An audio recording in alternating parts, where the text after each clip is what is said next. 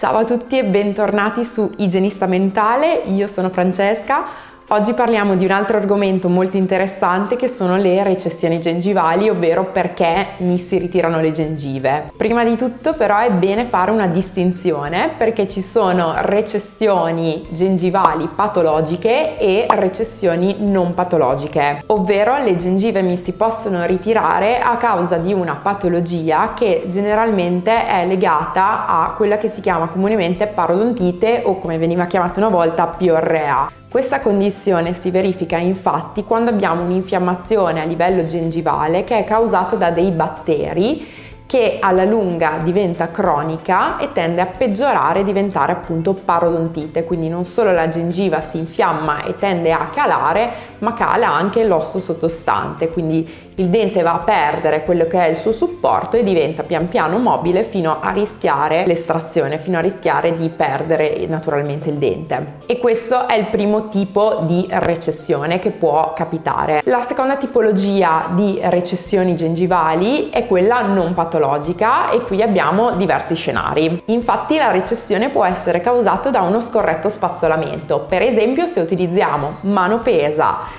e spazzolino a setola dura è la fine. No. Infatti lo spazzolino utilizzato con una pressione esagerata va a creare un trauma alle nostre gengive che non ne potranno più e si ritireranno.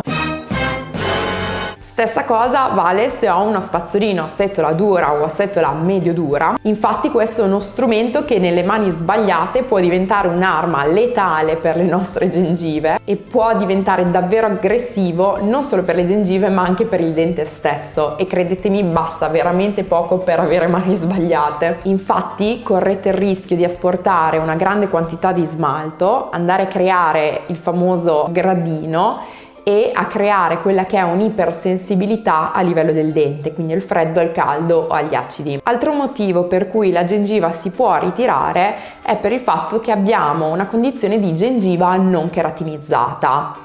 Non fatevi spaventare dal parolone scientifico, in realtà vuole solo dire che avete in quella zona una gengiva particolarmente sottile e questa sarà molto più predisposta alla recessione negli anni. Altro motivo per cui si ritirano le gengive sono i piercing. Ebbene sì, stiamo parlando dei piercing soprattutto a livello del labbro, della lingua o dei frenuli. Il piercing va infatti a causare un trauma alle mucose perché batte continuamente nello stesso punto mentre parliamo, mentre mangiamo, e nel giro di qualche mese o di qualche anno noteremo che la gengiva si ritira fino ad avere addirittura dei problemi a livello della mobilità dei denti, quindi attenzione. Un altro dei motivi per cui avvengono le recessioni è il bruxismo, digrignamento dei denti o comunque malocclusione. Infatti serrare i denti per lunghi periodi o chiudere in maniera scorretta, oltre che usurare il dente nel tempo, porta anche al ritirarsi della gengiva. Ci sono un sacco di altri motivi